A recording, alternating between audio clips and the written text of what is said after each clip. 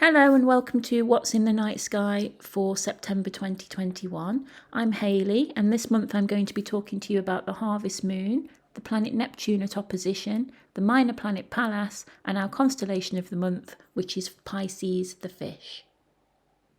Let's start by taking a little look at the planet Venus. You can see here that I'm looking towards the west-southwest, and this is the 9th of September at around 7:45 in the evening. And you can see that the planet Venus appears just above the horizon. The planet Venus will be visible for around an hour after sunset for most of the month of September. So if you can get outside around the time of sunset, see if you can find Venus. The sunset time around the 9th occurs at about 7:30. So we're just after sunset here. As the month goes on, sunset will get earlier and earlier as we go into the autumn. You can see that I've chosen the 9th because you also have a very thin crescent moon visible on the 9th. So a nice opportunity to see Venus and the crescent moon together. You may also be able to spot the bright star Spica in the constellation of Virgo. And on my screen here, it isn't dark enough for Spica to show up. But when you get out there yourself, you may be able to catch a glimpse of the star Spica, depending on what time you do get out and how dark the sky is for you at that moment. Let's go forward by a couple of days now to the 11th, and I'm just going to take us to the darker part of the night, so just before 11 p.m. here. I'm going to swing us around towards the southeast, and you can see the constellation of Pisces is here. We're going to talk more about that later because that's our constellation of the month, and we've also got the constellation of Aquarius here. This is the water part of the sky. We've got the sea monster Cetus, the constellation of Pisces, the fish, and Aquarius, the water bearer or the cup bearer. And the thing I'm interested in at the moment is this region of sky between Pisces and Aquarius. If I zoom in a bit, you can see that we've got the minor planet or the asteroid Pallas. And we're interested in Pallas this month because it comes to opposition on the 11th, and this is a good opportunity to have a go at spotting it. So you can have a go with a pair of binoculars. It will be shining at magnitude 8.5, which means it won't be visible to the naked eye. So you need to try and find it with a small telescope or a pair of binoculars. And the asteroid Pallas was discovered in 1802. It was the second asteroid to be discovered, and it is the third most massive asteroid that we know about. Heavily cratered, sometimes said to resemble a golf ball. If you do manage to spot it, it will appear to you like a faint star. It may be difficult to know whether it is the asteroid that you've spotted or whether it's one of the stars surrounding it. One way to get around that is to take a few photos. So you can take a few photos over the course of a few nights and see whether it moves against the background stars. All of these stars will appear to stay in the same position, but the asteroid will appear to change position over the course of a few nights. Whoops, let me zoom out a bit to show that to you a little bit better.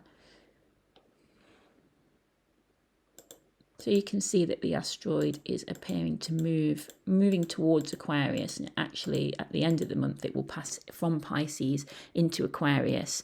So a nice opportunity to see an asteroid for yourself during the month of September. Staying in this region of sky, I'm just going to take us back to a day where the moon isn't in the way. And if we just zoom ourselves back in, we can see Pallas that we've just been talking about. We can also see the planet Neptune. Now, September is a good chance to see Neptune because Neptune reaches opposition this month. And for Neptune, opposition doesn't make as much difference as it does for the planets that are closer to us, like Mars, Jupiter and Saturn, but it does mean that Neptune will be visible all night. So this is as good a chance as any to try and spot Neptune. And if you are in this region of sky looking for Pallas or looking at our constellation of the month Pisces, then you can have a go at finding Neptune as well. Neptune is the only planet not visible to the naked eye, so you will need a pair of binoculars or a small telescope. If you have a pair of binoculars like Pallas, it will appear to be like a star. If you have a small telescope and you have a reasonably high-powered eyepiece, something that magnifies 200 times or more, then you should be able to see that Neptune is a planet. It will have a visible disk, and you'll be able to see that it has a noticeably blue disk, so you'll know when you've found it.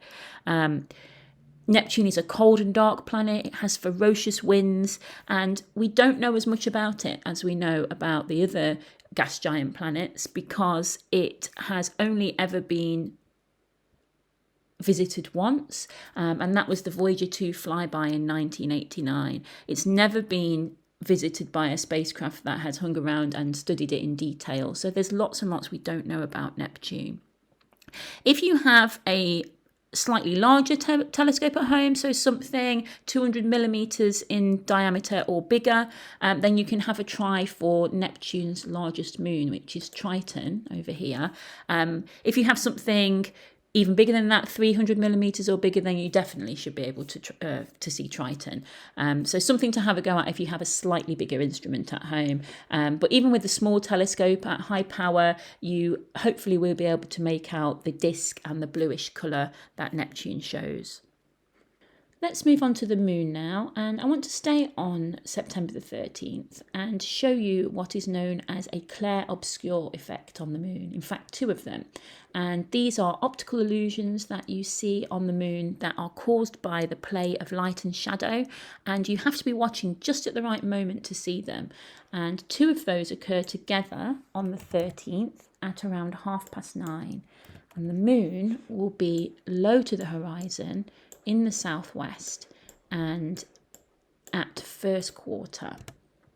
So we have a first quarter moon, and you can see that we've got the terminator line cutting down the centre, and to see these two effects you need to look around a third of the way up the terminator to find the X, and around 2/3 of the way up the terminator to find the V. And these effects are only visible for a few hours at a time at specific times of the month. And there are lots of Clair Obscur effects that you can try to look at on the moon. So see if you can spot the X and the V this month, and in the coming months I will talk to you about more of those effects that you can try and find. Staying with the moon, let's go to the 17th. And you can see that the moon, gibbous moon now, is forming a nice triangle with Jupiter and Saturn. Jupiter and Saturn are both still well placed for observing during September, so definitely a good time to get out and observe both of those. Jupiter on the 17th, as well as the moon being close by, there's also a nice shadow transit that you can catch if you do have a small telescope available to you, and that begins around 11:43, and that is a shadow transit of the moon Callisto. So you can see the moon Callisto over here, and we're looking for the shadow, which I think we can just about see entering over here. And what I'm going to do is speed up time a little bit so you can see that shadow transit happening. And towards the end of the transit, Jupiter will disappear below the horizon, but you will be able to see the majority of it. So here you go, you can see the shadow transiting the surface of Jupiter. You can see time spinning along here, so we're around 2 in the morning now. So beginning at 11:43 and lasting all the way until Jupiter sets below the horizon. And our final thing for the moon this month is to mention that the full moon occurs on the 20th. And it is what is known as the harvest moon. And the harvest moon is the full moon that occurs closest to the autumn equinox. And this year that occurs a couple of days before the equinox. So named the harvest moon because before the days of artificial lighting, the light of the harvest moon would help the farmers gather their crops as the hours of daylight diminish into autumn. So look out for the harvest moon on the 20th.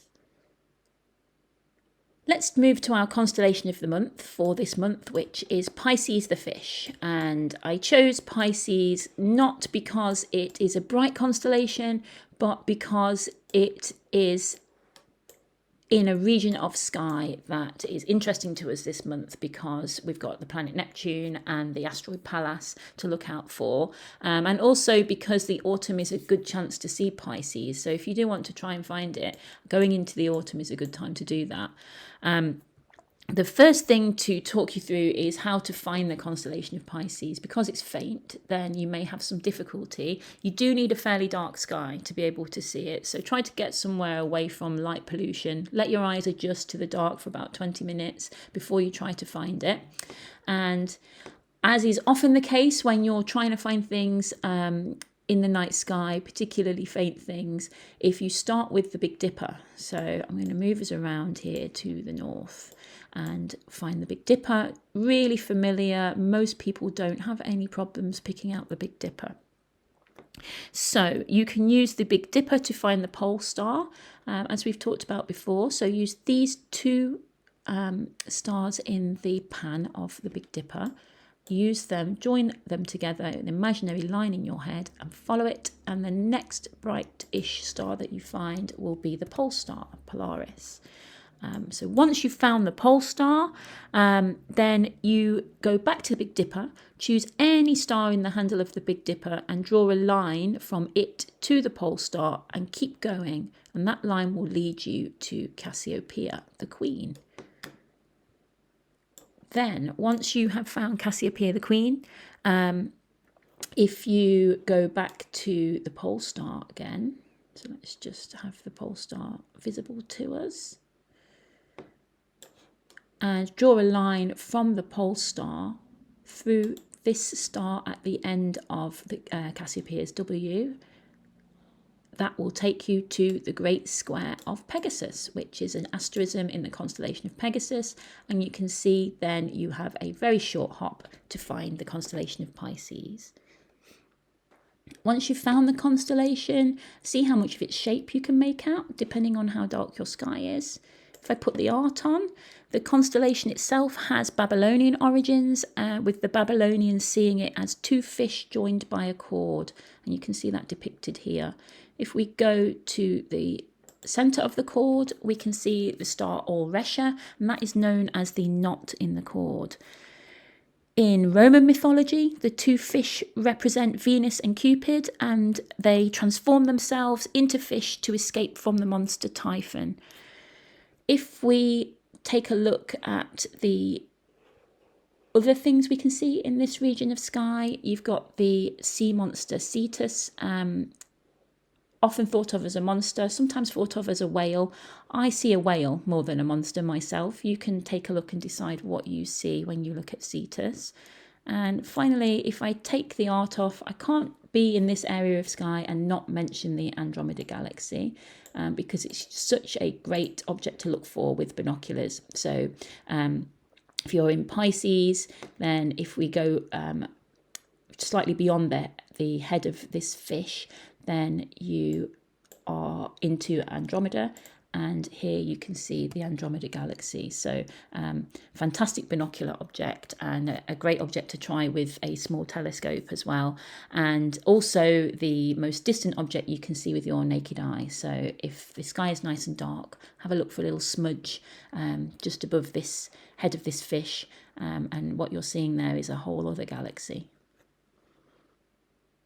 That brings me to the end of our tour of the night sky for September 2021. I'll be back next month to talk to you about what you can see in October's sky.